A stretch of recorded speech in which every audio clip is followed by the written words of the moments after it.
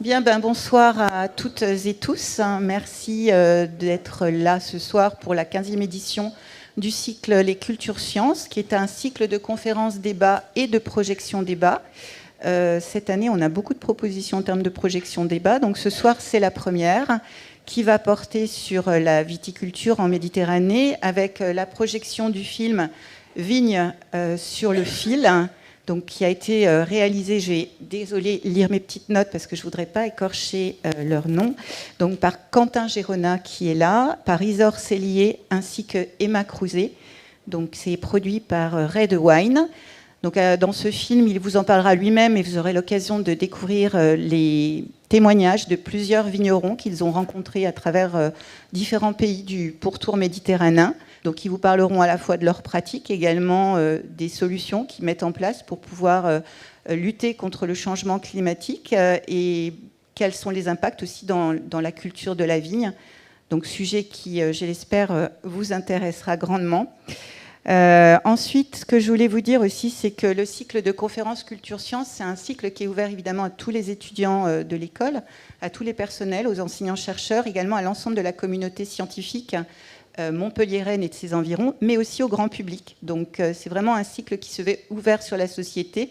C'est une volonté de l'école aussi que de pouvoir communiquer sur des thématiques qui sont nos thématiques de formation autour de l'agriculture, de l'alimentation et de l'environnement, mais avec des sujets qui portent aussi sur l'actualité, comme c'est le cas ce soir. Et enfin, pour terminer mon intervention, avant de passer la parole à mes collègues, je vous annonce d'ores et déjà le prochain rendez-vous qui va suivre, donc c'est mardi prochain, le 6 février, avec la projection du film Bigger Than Us de Flore Vasseur, qui est un film qui porte sur l'engagement de la jeunesse. C'est un portrait, enfin ce sont des portraits de plusieurs jeunes activistes filmés à travers le monde.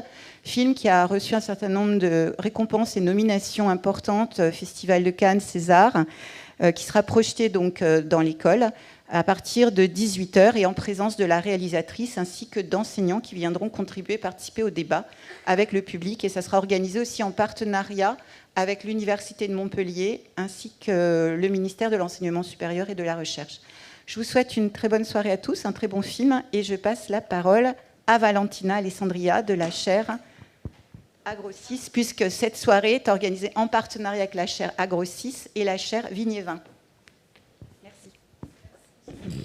Merci Ghislaine, bonsoir à toutes et tous. Donc moi c'est Valentina Alessandre, je suis l'animatrice de la chaire Agro6 qui a co-organisé cette soirée. Je vous fais d'abord une petite présentation du programme de la soirée. Donc là il y aura une présentation des chaires, donc Agro6 et Vigne et Vin qui ont cofinancé les projets Red Wine 2021. Ensuite on laissera la parole à un des auteurs du film pour introduire les films Vignes sur les fils. Il y aura la projection et à la suite de laquelle on a organisé donc une table ronde viticulture méditerranéenne face au changement climatique, quel levier pour accélérer la transition. Donc Philippe vous présentera les personnes qui font partie de la table ronde. Pour revenir à la chaire Agro6, donc c'est une chaire partenariale qui est une structure mécénale portée par la fondation de l'Institut Agro et qui a comme mission en fait d'accompagner un collectif des mécènes dans la conception et dans la transition vers des agrosystèmes plus durables. Et cela vient une approche systémique, donc une approche qui va prendre les agrosystèmes dans leur globalité, analyser les agrosystèmes dans leur globalité, en analysant donc tout ce qui est ressources du milieu et pratiques agricoles, bien sûr, donc tout ce qui est biologie du sol, gestion de l'eau et maladies des plantes et tout ça, mais aussi en relation avec la réalité socio-économique d'un territoire. Et donc tout ce qui peut comprendre politique publique, filières résistantes à créer et problématiques environnementales. Et donc c'est une structure qui se positionne un peu comme intermédiaire entre la communauté scientifique de l'Institut Agro, les structures mécènes qui créent ces petits collectifs de la chaire et les étudiants, parce que c'est une chaire beaucoup investie dans la formation de nos étudiants. Je vais vous montrer un peu comment. On a 3 actions principales dans la chaire. La première concerne l'effet de catalyser des projets partenariaux. Donc, toutes nos actions sont construites au sein de ces collectifs et qui naissent du coup par des questionnements scientifiques, mais surtout par des questionnements qui viennent du terrain et pour lesquels on essaie de trouver en fait de structurer des actions qui sont des actions de formation via des études de cas, des projets étudiants ou des stages un peu plus à long terme. On n'a pas de vocation de faire de la recherche dans la chaire Agro6. Et aussi, on crée des moments d'échange en fait au sein de ces collectifs via des instances de gouvernance, des web-cafés qui sont des formats un peu plus restreints où on échange sur des thématiques ou des projets de recherche un peu plus spécifiques, ou aussi via la visite des sites emblématiques pour la transition. Une autre action de la chaire, c'est celle de produire des connaissances et des méthodes en participant donc à la formation de nos étudiants ingénieurs. Et ça, comme je vous disais, du coup, c'est via des stages et tout ça, mais aussi en soutenant 3 concours pour nos étudiants, dont l'appel à projet vers des agrosystèmes durables, qui est l'appel à projet dont les projets Redwine de ce soir étaient lauréats en 2021. Et j'en profite du coup pour dire que cette année, on a renouvelé la 5e édition de ces concours, qui est toujours en cours. Et du coup, s'il y a des étudiants qui sont intéressés, qui vont être inspirés par la soirée, voilà, les candidatures sont encore ouvertes. Et enfin, comme action de la chaire, on a tout ce qui est diffusion et partage des savoirs. Et donc, ça concerne aussi la création de cette soirée, par exemple, ou alors la coordination et la création des séminaires ou des colloques scientifiques. Là, vous avez un peu les périmètres des mécènes qui font partie de la chaire dans ce 3e cycle. Donc, la chaire Agro6 est à son 3e cycle, on termine cette année. Et on prépare du coup notre 4e cycle qui va commencer en 2025. On a un cercle de 7 mécènes cette année, dont certains vont intervenir ce soir. Et je laisse la parole du coup à Patrice Tis pour présenter la chaire Vignes-Vins. Merci. Merci beaucoup. Bonjour à toutes et tous. Tout d'abord, je vous souhaite la bienvenue et je suis vraiment heureux de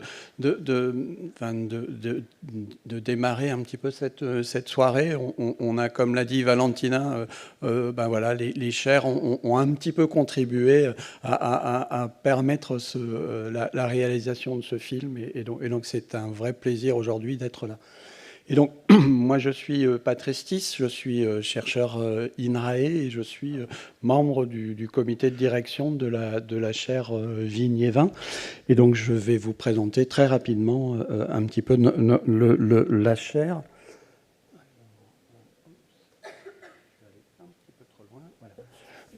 Donc, comme vous l'a présenté un peu Valentina, donc la chaire d'entreprise Vignes et Vins est beaucoup plus récente puisqu'on en est dans notre 1er cycle.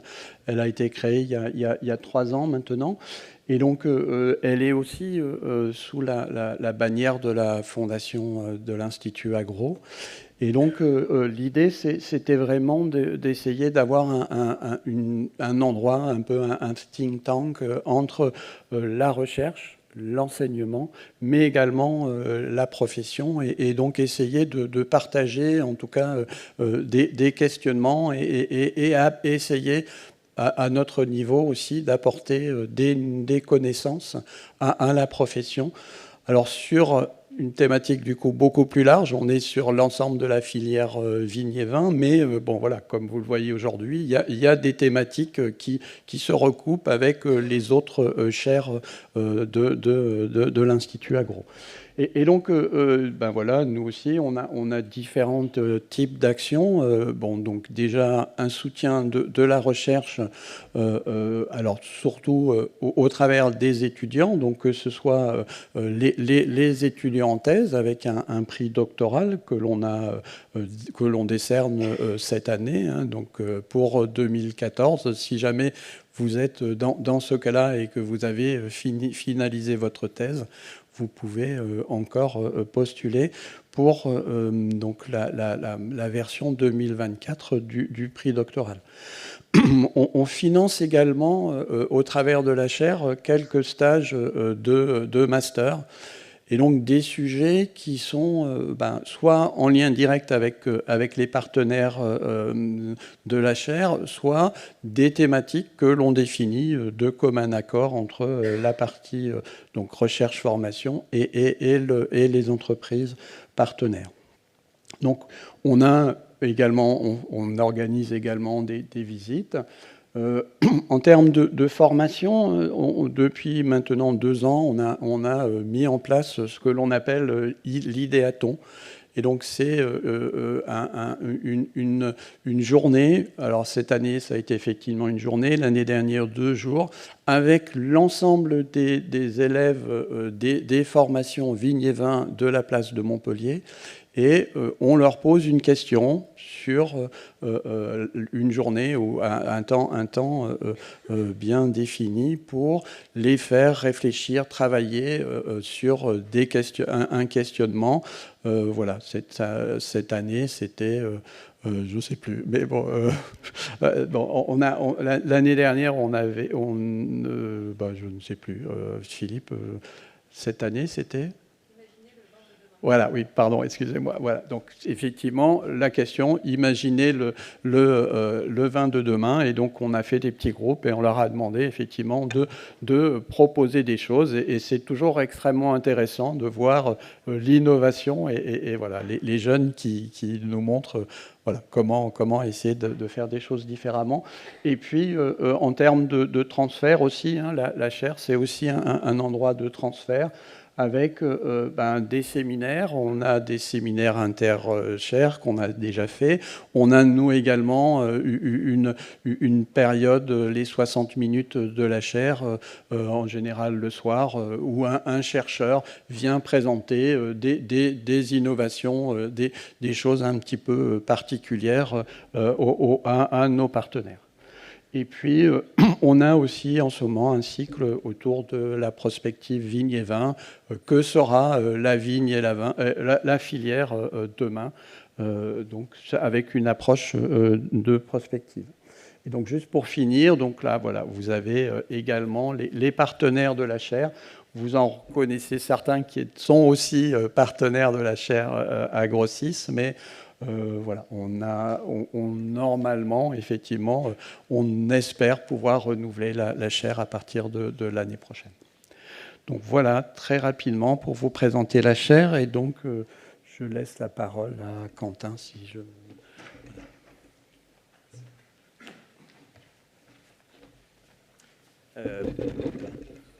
Bonjour. Du coup, moi, je suis Quentin Gérona. J'ai participé justement à ce projet Redwine 2021.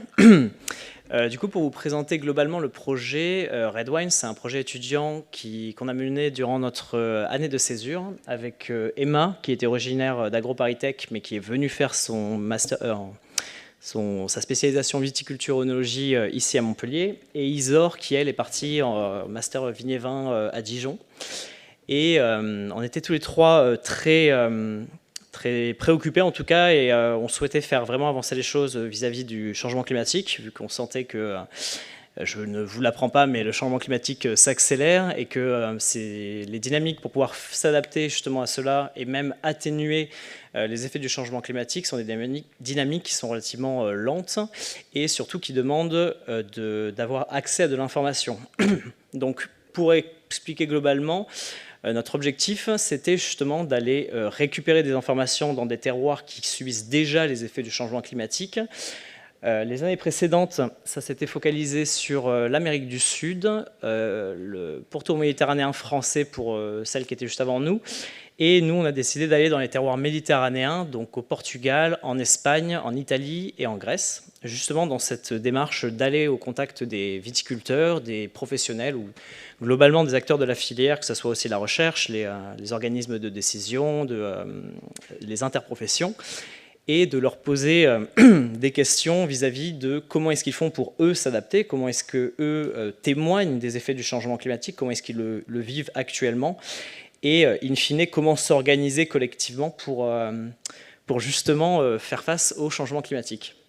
Et donc, du coup, nous étions seulement étudiants, donc modestement, c'était pour cela qu'on s'orientait plus sur un aspect plus d'interview. Donc notre objectif au moment de partir, c'était justement d'anticiper les effets du changement climatique en allant justement dans ces terroirs qui subissent déjà les conséquences du changement climatique, vu qu'ils sont situés plus au sud des nôtres. Deuxièmement, de solutionner, c'est-à-dire du coup de chercher ces fameuses techniques que les viticulteurs ou les organisations mettent en place pour y faire face. Et en tout dernier, de communiquer vis-à-vis de cela, donc sur 2 échelles en particulier. La première, c'était directement auprès des viticulteurs et des professionnels de la filière française pour témoigner justement de ces adaptations, et aussi de le partager auprès du grand public. Donc dans l'objectif de faire justement ce projet, encore une fois, on remercie la chaire Vignes et Vins et la chaire Agrosis qui justement nous ont soutenus financièrement durant ce projet et qui aussi ont pu être des très bons conseils pour nous donner des informations, pour nous mettre en contact avec certains autres chercheurs pour pouvoir mieux cadrer notre projet. J'ai perdu le fil de ma phrase. Mais oui, du coup, in fine, oui, on voulait justement témoigner auprès de ces acteurs, auprès du grand public, et c'est pour ça que justement nous sommes là pour vous présenter. Donc globalement, on a produit plusieurs types de documents. On avait prévu de faire justement des articles scientifiques, des fiches techniques, et de pouvoir partager ces innovations auprès des partenaires qu'on avait eus, et globalement toute institution qui serait intéressée par ce recueil de témoignages qu'on pouvait proposer. Et donc du coup, comme je vous montrais, on est parti depuis l'Espagne pour ensuite remonter le long du Portugal, un petit passage en Sardaigne puis en Sicile, qui est le territoire le plus au sud du bassin méditerranéen, et nous avons terminé in fine par la Grèce. Et donc voilà. Et donc nous sommes là pour vous présenter ce documentaire. Comme je vous disais, on a fait de l'article scientifique, des fiches techniques pour le partager. Et le dernier rendu qu'on voulait proposer, c'était le documentaire, parce que celui-ci pouvait justement toucher plus le grand public, les étudiants, les professionnels de la filière. Donc, juste pour vous contextualiser rapidement, sur les personnes qu'on a rencontrées, on a rencontré principalement des exploitations. On a vu aussi du coup des ODG, des chercheurs. Et pour vous contextualiser sur le côté exploitation, vu que c'est la majorité des gens qu'on a rencontrés, on a rencontré 60 exploitations. La majorité d'entre eux, on les a sélectionnés justement parce qu'on avait déjà vu sur Internet, on a eu des retours auprès d'autres professionnels que l'on avait pu rencontrer auparavant, qui du coup nous témoignaient qu'il y avait déjà une volonté d'adaptation. On a aussi voulu visiter certaines exploitations qui étaient plus en conventionnel pour aussi entendre leur point de vue, parce que c'est intéressant aussi de voir ceux qui pour l'instant n'ont pas encore totalement pris le chemin vers de l'agroécologie ou du bio, et c'est intéressant aussi d'avoir leur point de vue vis-à-vis de ça. Dans le film, c'est principalement du coup des personnes en biodynamie qu'on va vous présenter, mais on aura l'occasion de discuter de plus justement d'acteurs qu'on a pu voir, vu que le format du film a fait qu'on a dû faire des choix parmi les 60 acteurs. Donc, et on verra ça du coup sur la prochaine partie. Voilà. Merci beaucoup et bon film à tous.